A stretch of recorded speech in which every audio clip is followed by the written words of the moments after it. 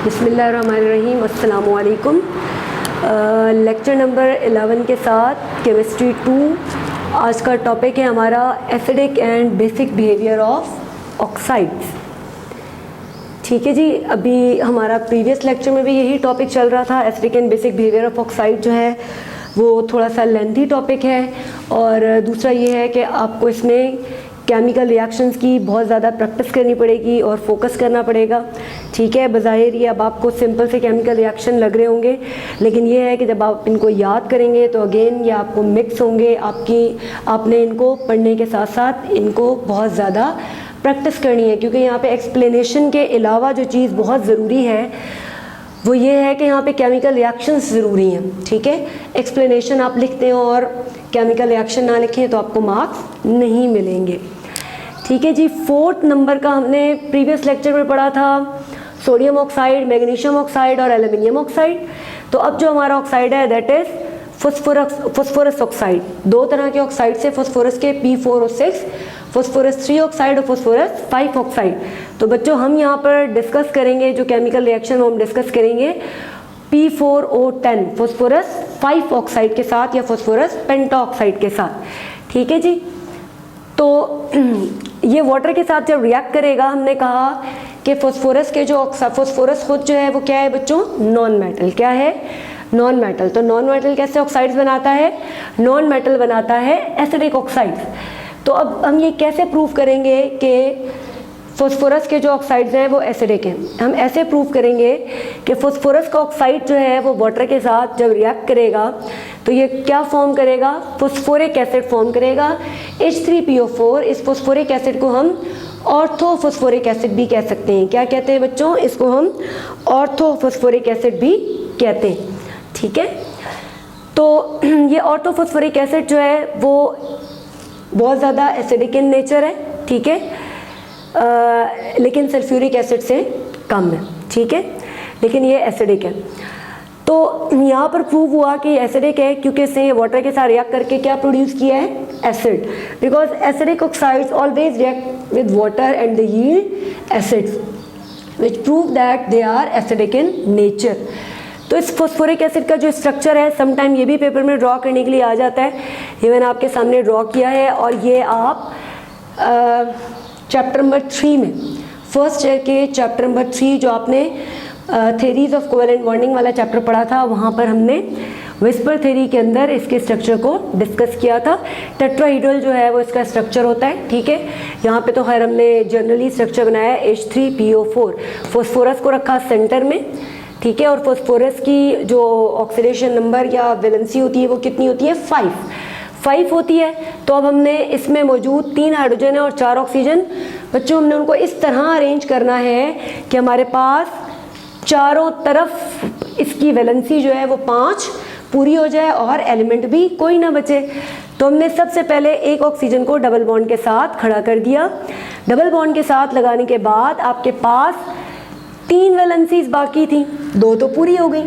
तो उसमें आपने क्या किया कि अगर आप हर ऑक्सीजन को डबल बॉन्ड के साथ बैलेंस करने की कोशिश करते हैं तो फिर 1 2 3 4 5 6 7 8 कभी भी फॉस्फोरस की वैलेंसी 8 तो नहीं हो सकती। लिहाजा जो 3 रहती हैं तो आपने इनको OH OH OH करके लगा दिया, क्योंकि हाइड्रोक्सिल की ओवरऑल वैलेंसी -1 होती है, फॉस्फोरस की होती है 5, जो 5 इस तरफ से पूरी हो गई चारों तरफ से।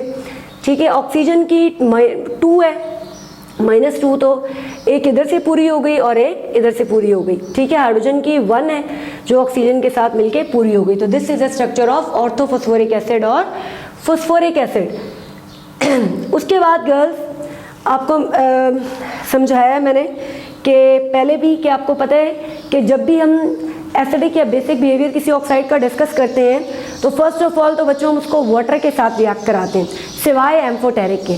जो एसिडिक और बेसिक ऑक्साइड्स हैं आप उनको किसके साथ रिएक्ट कराते हैं? वाटर के साथ। पहले आपने वाटर के साथ रिएक्ट कराया, जब आपको प्रूव हो गया कि एसिड प्रोड्यूस हुआ है और ये एसिडिक इन नेचर है, तो बच्चों अब आपने इसको बेस के साथ रिएक्ट कराना है। ठीक है, ताकि सॉल्ट वाटर प्रोड्यूस करे और आपको फर्दर कंफर्म हो जाए बच्चों कि ये एसिडिक इन नेचर है। तो P4O10 + 12 NaOH goes to sodium phosphate and 6 water molecule। तो यहाँ पर आपके पास सॉल्ट एंड वाटर प्रोड्यूस हुआ। Sodium phosphate is a salt, white colour का सॉल्ट होता है सोडियम फॉस्फेट, ठीक है, सॉलिड फॉर्म में। तो ये आपका प्रूव हो गया कि P4O10 जो है वो एसिडिक इन नेचर है।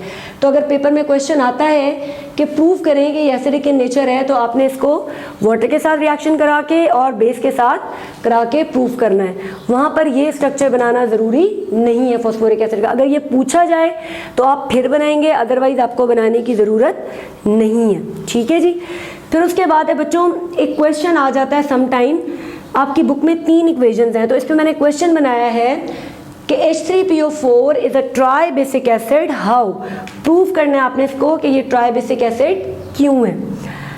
तो बेटे इसके ट्राई बेसिक का मतलब ये कि इसके अंदर कितने हाइड्रोजन है, 3, so it is try basic. Sulphuric acid H2SO4 में होते हैं 2H, तो ये क्या है, डाई बेसिक। और जिसके अंदर एक है जैसे कि HCl वगैरह, तो वो है मोनोबेसिक। तो हमने प्रूव करना है कि ट्राई बेसिक है, तो इट मीन्स कि ये 3H पॉजिटिव आयन मीडियम में दे सकता है। हमने पहले इसको NaOH के एक मॉलिक्यूल के साथ अटैच किया, तो इसकी इक्वेशन बिल्कुल भी मुश्किल नहीं है, ठीक है। ये आप अगर समझेंगे तो आपको इजीली आ जाएगी। जैसे कि हमने इसके अंदर जो है वो उसको बैलेंस करना है, PO4 एज इट इज़ है। एक हाइड्रोजन को बच्चों हमने रिप्लेस किया है किसके साथ, Na के साथ, तो NaH2PO4, यहाँ से जो एक हाइड्रोजन बचा वो इस OH के साथ मिलके बच्चों उसने क्या कर लिया, यहाँ से जो एक H बचा उसके साथ मिलके इसने बना लिया वाटर मॉलिक्यूल। तो di hydrogen sodium phosphate plus water molecule. फिर बच्चों आपने उसको 2NaOH के साथ रिएक्ट कराया।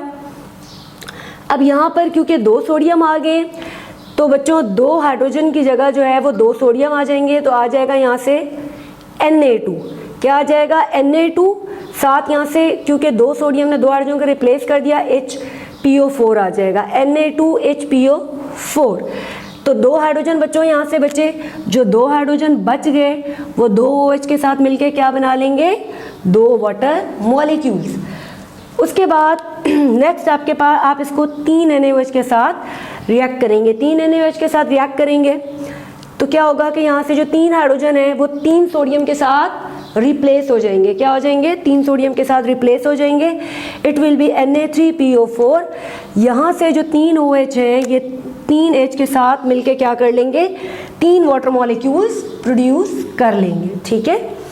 तो इस तरह से यहाँ से ये प्रूव हो गया कि it is orthophosphoric acid is a try basic acid, ठीक है जी। तो अगर क्वेश्चन आ जाता है बोर्ड के पेपर में या वैसे, तो आप इसको इक्वेशंस के ज़रिए प्रूव करेंगे। खाली ज़बानी कलामी या वर्डिंग से एक्सप्लेनेशन से इसको प्रूव नहीं करना, बल्कि इसको थोड़ी बहुत वर्डिंग भी यूज़ कर लें, लेकिन इसको एक्सप्लेनेशन के साथ, एक्सप्लेनेशन में क्या होना चाहिए, केमिकल रिएक्शंस होने चाहिए जिससे आप इसको एक्सप्लेन करेंगे। नेक्स्ट है बच्चों आपके पास सल्फर के ऑक्साइड्स, इनको हम कहते हैं SOX। अब SOX कलेक्टिवली कह रहे हैं, जब किसी एलिमेंट्स के ऑक्साइड्स एक से ज़्यादा होते हैं तो इनको हम कहते हैं SOX। क्या कहते हैं बच्चों, SOX।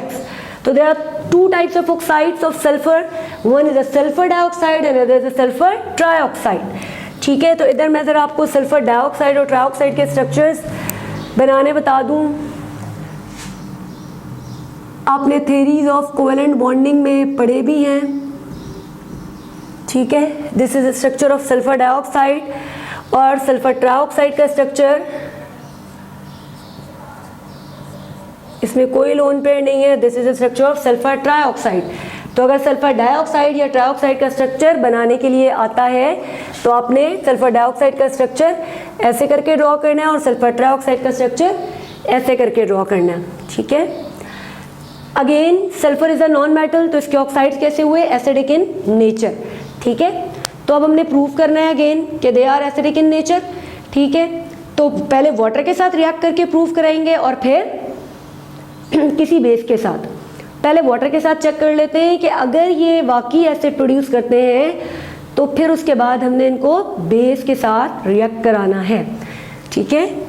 तो सल्फर डाइऑक्साइड को बच्चों वाटर के साथ रिएक्ट कराएंगे तो it will form H2SO3 sulphurous acid. क्या प्रोड्यूस करेगा, सल्फ्यूरस एसिड। तो यहाँ से प्रूव हुआ कि it is acidic in nature.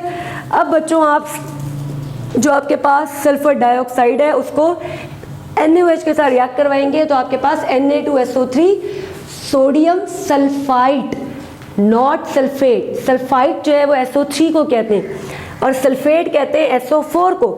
तो Na2SO3 सोडियम सल्फाइड बनेगा, साथ बनेगा वाटर यानी सॉल्ट और वाटर। तो ये बच्चों आपने प्रूव की किसकी नेचर, सल्फर डाइऑक्साइड की नेचर। सल्फर डाइऑक्साइड की नेचर के it is acidic in nature. Next है बच्चों आपके पास सल्फर ट्राइऑक्साइड। सल्फर ट्राइऑक्साइड का वाटर के साथ बड़ा ही विग्रस रिएक्शन होता है, वायलेंट रिएक्शन होता है और ये प्रोड्यूस करता है सल्फ्यूरिक एसिड। और all of you people know कि sulphuric acid is a very very strong acid. ठीक है जी, सल्फर ट्राइऑक्साइड जो है वो सल्फ्यूरिक एसिड फॉर्म कर रहा है। अब आप इसको बेस के साथ रिएक्ट करोगे तो ये बनाएगा यहाँ पे sodium sulphate, not sulphide, sodium sulphate along with water. तो यहाँ से प्रूव हो गई किसकी, सल्फर डाइऑक्साइड और ट्राइऑक्साइड की एसिडिक नेचर। नेक्स्ट बेटे जो ऑक्साइड्स हैं क्लोरीन के ऑक्साइड्स हैं। ठीक है, क्लोरीन ऑक्साइड्स, इनको हम Cl2OX कहते हैं। दो तरह के ऑक्साइड्स हैं, Cl2O एंड Cl2O7, यानी chlorine 1 oxide and chlorine 7 oxide. इनके रिएक्शन और इनकी डिस्क्रिप्शन हम नेक्स्ट लेक्चर में स्टडी करेंगे। ठीक है, उम्मीद है आपको आज का लेक्चर समझ आया होगा। Thank you so much and अल्लाह हाफिज़।